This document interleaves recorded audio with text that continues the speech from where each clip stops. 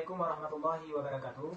Kami mahasiswa dari Prodi Sosiologi Agama UIN Sunan Kalijaga akan menjelaskan tentang materi inkulturasi budaya Jawa dan ajaran Kristen pada komunitas Jemaat GKJW di Kota Surabaya untuk memenuhi mata kuliah studi masyarakat lokal. Saya sendiri bernama Nasrullah. Saya sendiri Muhammad Fadlan. Saya Indi Nursiah. Saya Amalia Cahaya Ramayadi. Assalamualaikum warahmatullahi wabarakatuh. Jadi saya di sini akan menjelaskan tentang materi inkulturasi budaya Jawa dan ajaran Kristen pada komunitas jemaat GKJW di Kota Surabaya ya. Jadi awal mulanya masuk agama Kristen ke Jawa ini sedikit unik ya teman-teman ya. Bahwa memiliki kesan mereka itu bukan hanya untuk menjajah perdagangan ataupun perekonomian, mereka juga ikut menjajah tentang paham keagamaan. Namun pada fakta sejarahnya VOC ataupun pemerintah Hindia Belanda itu tidak mengizinkan untuk penyebaran agama karena nanti mereka takut akan terjadinya pemberontakan di masyarakat Indonesia sendiri. Dan seperti yang kita ketahui, masuknya agama Kristen di Jawa ini melalui jasa orang-orang peranakan Belanda yang dulunya bekerja di perkebunan Jawa, dan mereka itu orang awam ya bisa dikatakan, bahkan bukan dari kalangan pendeta ataupun teolog, dan melalui jasa orang-orang Jawa yang gemar ngelmu atau mereka yang senang mencari tentang hakikat tentang Tuhan, begitu teman-teman. Dan disitulah terjadi dualisme Kristen ya, antara Kristen model Eropa ataupun model Belanda dan Kristen model Jawa.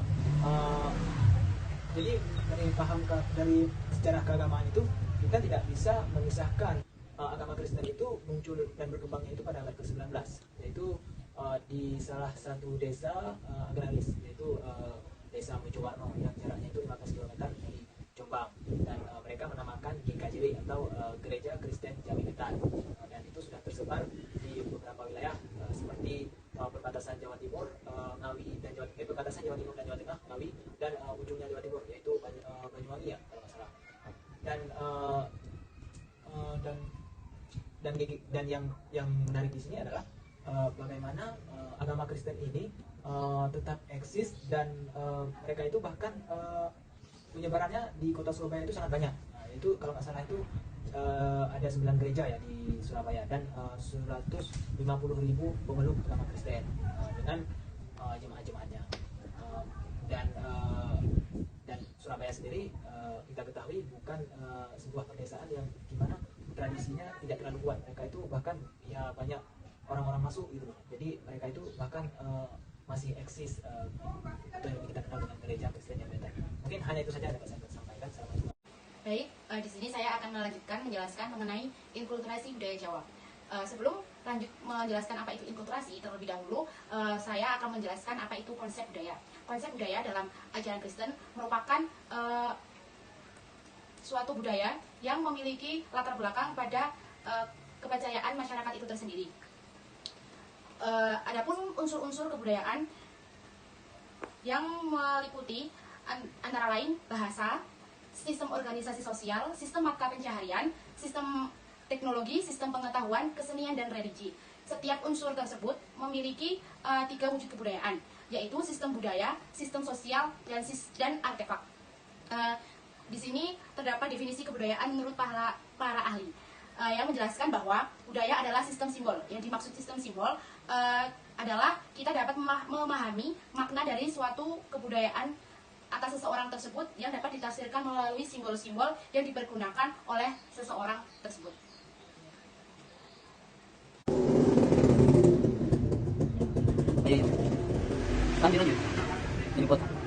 Adapun konsep yang sering diperdebatkan dengan inkulturasi adalah indigenisasi dan kontekstualisasi. Menurut Costa, inkulturalisasi dan indigenisasi adalah metode pengkabaran yang fokus pada menerjemahkan teks Injil atau menginterpretasikan teks Injil sesuai dengan kebudayaan lokal yang ada. Namun, konsep indigenisasi sudah jarang digunakan daripada inkulturasi. Konsep inkulturasi dianggap lebih spesifik dengan agama. Dalam hal ini, ajaran Katolik lebih senang menggunakan konsep kontekstualisasi.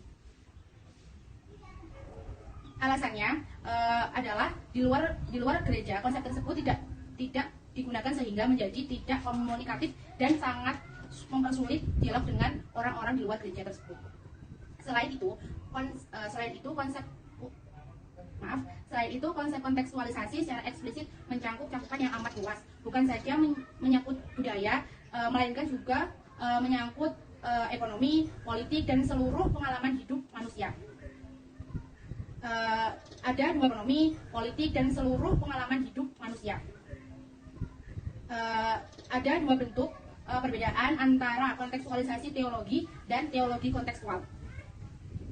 Kontekstualisasi teologi merupakan upaya untuk mengungkapkan kebenaran Injil dalam konteks kebudayaan tertentu, sedangkan teologi kontekstualisasi adalah upaya untuk menemukan kebenaran Injil dalam setiap konteks kebudayaan di tengah dinamika masyarakat yang ada. Kebudayaan lokal bersifat partikular, yang berarti keduanya mencari kebenaran yang ada pada budaya lokal itu sendiri dan sesuai dengan kebenaran yang terdapat dalam Injil. Dengan menggunakan pengertian kedua ini, budaya lokal tidak ditetapkan lebih rendah dari Injil atau sekedar memanfaatkan budaya lokal untuk kepentingan penyebaran agama dengan menggunakan dua pengertian tersebut, budaya lokal tidak ditempatkan lebih rendah dari Injil atau sekedar memanfaatkan budaya lokal untuk kepentingan penyebaran agama. Sekian dari saya, selanjutnya akan dilanjutkan oleh rekan saya. Baik, sedikit pemaparan yang akan saya berikan tentang inkulturasi budaya Jawa dalam kehidupan bergereja di GKJW.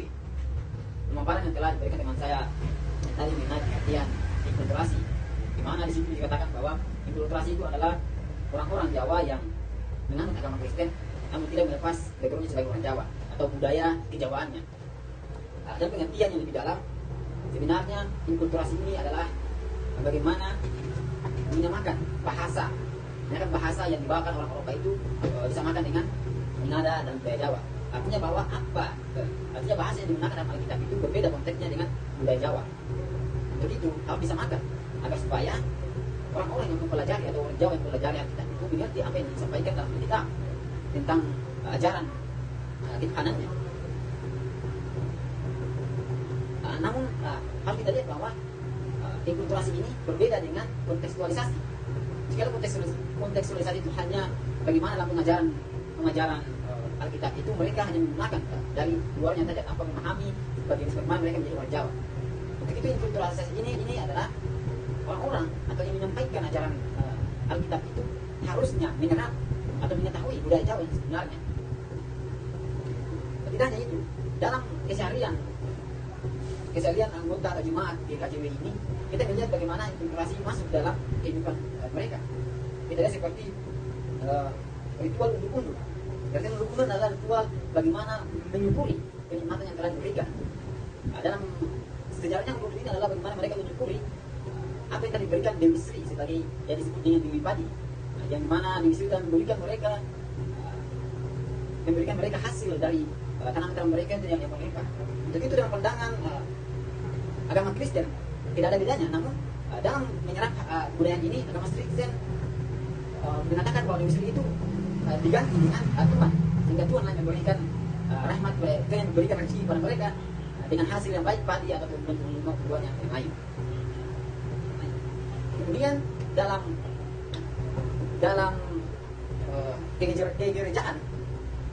kerjaan jemaat yang melaksanakan dalam gereja itu juga inkulturasinya, di mana Alkitab yang digunakan itu Alkitab yang digunakan sudah diubah. Artinya mereka telah menerjemahkan kata-kata atau bahasa yang sebelumnya dari bahasa Eropa diganti dengan berbahasa Jawa. Hal ini untuk apa telah saya katakan tadi, untuk mempercepat pemahaman orang-orang Jawa itu agar memahami apa pesan yang telah diberikan dengan Alkitab. Dan ini memang benar adanya.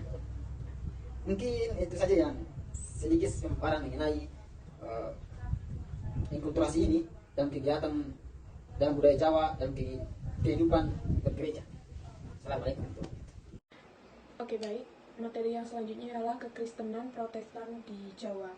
Seperti yang kita ketahui bahwa agama Kristen masuk ke Pulau Jawa agak sedikit lambat dibandingkan dengan wilayah-wilayah lain seperti NTT, Maluku, kemudian Sumatera, dan Sulawesi, dikarenakan pemerintah Belanda atau pemerintah kolonial Belanda merasa khawatir jika misi kekristenan masuk ke dalam Pulau Jawa, maka akan mendapat penolakan dari komunitas Islam yang ada di Jawa. Hal ini tentu saja akan merugikan pihak kolonial terutama di bidang perekonomian, sektor perdagangan. Nah, perlu kalian ketahui bahwa terdapat 3 daerah yang dinilai penting bagi masuknya agama Kristen di Indonesia. Salah satunya ada Surabaya, kemudian ada Batavia, dan yang terakhir ada Semarang. Pada jurnal ini juga dijelaskan bahwa orang-orang Jawa pada masa itu sulit untuk belajar agama Kristen dari orang Belanda, sehingga pada saat itu ada beberapa orang Jawa yang istilahnya gemar mencari ilmu atau ngelmu dan laku batin berkeliling ke seluruh pulau Jawa untuk belajar agama, baik itu agama Islam maupun agama kejawen. Kemudian kata ngelmu ini sendiri sebenarnya memang sudah menjadi sebuah istilah yang sering digunakan di dunia spiritual, tradisional, dan ilmu Jawa, karena ngelmu berasal dari bahasa Jawa yang memiliki arti mencari ilmu alias belajar.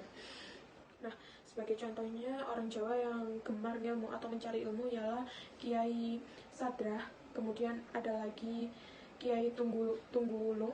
Nah, kedua kiai ini cukup terkenal dan memiliki peran penting dalam penginjilan di agama Kristen. Kiai Sadrah ini sendiri merupakan salah seorang penyebar agama Kristen atau penginjil di Pulau Jawa. Setelah pertemuan mereka antara Kiai Sadrah, Tunggulung, dan Johannes MD dan Kulon, mengubah tata cara atau mengubah tata pemikiran Kiai Sadrah tentang ilmu ini sendiri. Disimpulkan bahwa orang-orang Jawa yang memeluk agama Kristen tidak terlepas dari peran antara Kiai Sadrah, kemudian Tunggulung, Johannes MD, dan Elsi Kulon.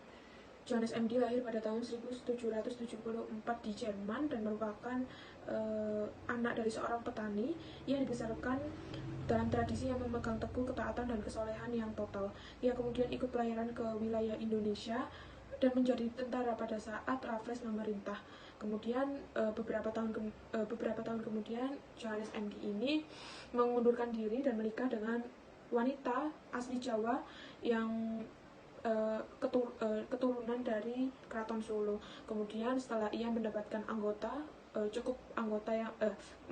banyak anggota, dia membentuk suatu komunitas yang dinamakan Perkumpulan Orang Saleh dari Surabaya. Nah, komunitas ini kemudian melancarkan aksinya, visi misinya dengan cara menyebarkan brosur ke wilayah Surabaya terutama untuk menyebarkan agama kekristenan ini. Kemudian beberapa orang yang tertarik dengan brosur tersebut mencoba mencari tahu isi ajaran yang diajarkan oleh Johannes MD ini, hingga orang-orang ini sampai ke daerah Wiyung untuk mendapatkan ajaran kekristenan ini. Nah, menurut MD ini sendiri, untuk menjadi seorang Kristen maka harus menjalani kehidupan sebagai orang Kristen secara total atau totalitas. Kemudian MD ini menjauhkan pengikutnya dari kebudayaannya sendiri. Orang Jawa yang masuk ke dalam ajarannya MD ini akan dicabut kebudayaannya sampai akar-akarnya. Maka dari itu MD juga membuat beberapa aturan di mana yang berkaitan dengan kebudayaan akan dihilangkan. Salah satunya mendengarkan gamelan, kemudian tidak boleh menonton pertunjukan wayang, tidak boleh memakai ikat kepala saat berada di gereja, tidak boleh melakukan sunat, harus memotong pendek rambut, tidak boleh menyanyikan tembang. Kemudian tokoh yang kedua bernama Kulon. Kulon merupakan seorang peranakan yang menetap di Ngoro, Jombang. Selanjutnya ia mengajarkan kekristenan pada orang-orang Jawa yang ikut membuka lahan. Namun ajaran yang ia ajarkan atau sampaikan kepada orang-orang Jawa ini cukup berbeda dengan ajaran Kristen yang diajarkan oleh Johannes MD. Secara singkat tentang Kulon, pada tanggal 3 Juli 1887, Kulon mendapatkan izin dari pemerintah Belanda untuk membuka lahan hutan di Ngoro, tepatnya di kawasan Wirosobo. Kemudian di sana ia tinggal bersama istrinya, yaitu Sayyidah, serta anak-anaknya. Desa tempat tinggalnya itu sangat subur dan mengundang orang banyak untuk datang menjadi penggarap di sana. Kemudian setiap kali akan membuka hutan atau menggarap sawah, Kulon pasti menggunakan kepercayaan lama, yaitu penyembahan kepada Dewi Sri. Lama-kelamaan ia mendapatkan kesempatan untuk mengajarkan kepada pengikutnya bahwa permohonan yang biasanya mereka lakukan kepada Dewi Sri hendaknya ditujukan kepada Tuhannya, yaitu Tuhan Yesus. Kemudian ia mengadakan program atau mengadakan kebaktian di hari Minggu dan bercerita sedikit mengenai tentang Tuhan Yesus. Kemudian ia menghimpun sekelompok kecil dari masyarakat yang mengajarkan ajaran Kristen. Kegiatan yang dilakukan oleh Kulon ini menghasilkan kejawaan dan wayang. Kemudian Kulon menyebutnya dengan Kristen Jawa. Nah, menurut Kulon ini masuknya masyarakat ke dalam agama Kristen atau menjadi Kristen tidak perlu harus meninggalkan adat istiadat dan budaya Jawa. Misalnya mereka tidak perlu harus dibaptis, sebab hal ini dianggap oleh Kulon sebagai budaya Belanda.